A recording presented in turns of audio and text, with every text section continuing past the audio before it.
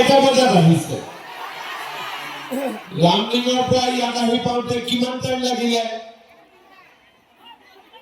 আকৌ কাকিৰ পৰা 14 গৰাকী মুখ্যমন্ত্ৰী আমাৰ ৰাজ্যৰ শাসন পৰিচালনা কৰিলে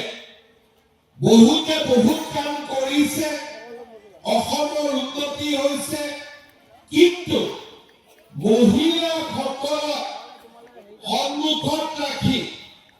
যোৱা 5 বছৰত যিমান কাম হৈছে আগতে কেতিয়াও মহিলাসকলক ইমান সন্মান আৰু ইমান অধিকাৰ দিয়া হোৱা নাছিলে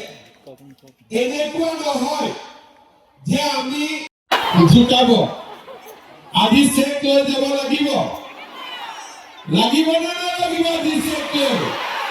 নে নিদিলেও হ'ব নিদিলেও হ'ব নে আজি দিব লাগিব এই লাষ্টৰ ফালৰ পৰা কওক আজি দিব লাগিব নে নালাগে লাগিব ঠিক আছে সন্মুখত ৰাখি ইমান ডাঙৰ আঁচনি স্বাধীনতাৰ পিছত আগততো কথাই নাই স্বাধীনতাৰ পিছতো কেতিয়াও হোৱা নাছিলে মই অসমৰ মুখ্যমন্ত্ৰী তালিকা মোৰ নম্বৰ আহে 15 অৰ্থাৎ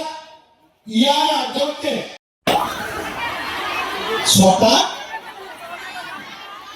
সঁচা কওকচোন কেইটা আহিলে 6টা 7টা 8টা কেইটা ৰ'ব মই কৈ দিছো 6টা কোন কোন আহিলে 3টা উঠিছে বঢ়িয়া 7টা কোন কোন আহিলে ঘৰত আজি ঘৰৰ মানুহজনক কোনে কোনে চাহ দি আহিছে কোনে দিয়া নাই তো কেনেকে চাহ খাব আজি নিজে বনাব পাৰিব ঠিক আছে যদি আজি চেকখন লৈ না নৰেন্দ্ৰ মোদী বহুত বহুত ধন্যবাদ 27,310 গৰাকী মহিলাই আজি মহিলা উদ্যমিতা অভিযানৰ পুঁজি লাভ কৰিব আমাৰ অসমত 126